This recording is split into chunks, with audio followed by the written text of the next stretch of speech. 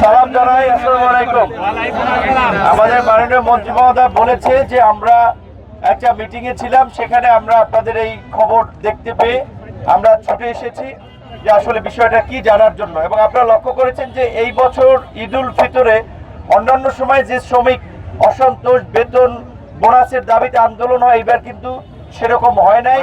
আমাদের মন্ত্রী মহোদয় সহ সরকারের অন্যান্য সংস্থাগুলোর যৌথ প্রচেষ্টায় সেটা সমাধান করা গেছে। তো আজকের এই নাসা গ্রুপের আপনারা জানেন যে অনেকগুলো মামলা মোকদ্দমা আছে, তারপরেও আমরা যেহেতু এসেছি, এটা আপনাদের জন্য একটা ভালো দিক যে মন্ত্রী পর্যায়ের হস্তক্ষেপ শুরু থেকে 200-র বেশি সার্ভিস ও ফিচারে লেনদেনের সব বিকাশ অ্যাপে সম্ভব আছে।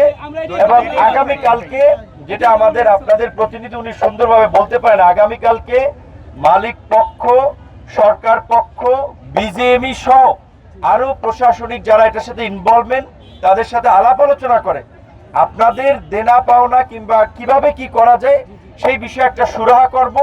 আমাদের আপনাদের প্রতি আহ্বান হচ্ছে আজকে আপনারা বাসায় চলে যান এবং আগামীকালকের মিটিং এর ফলো আপ একজন দুইজন না, আপনাদের 5 জন প্রতিনিধি কিন্তু আগামীকালকে থাকবে। সুতরাং তারা আপনাদের দাবি দাওয়া নিয়ে কথা বলবে, আপনাদের সহযোগিতা চাই, আমরাও সহযোগিতা করতে চাই। ধন্যবাদ।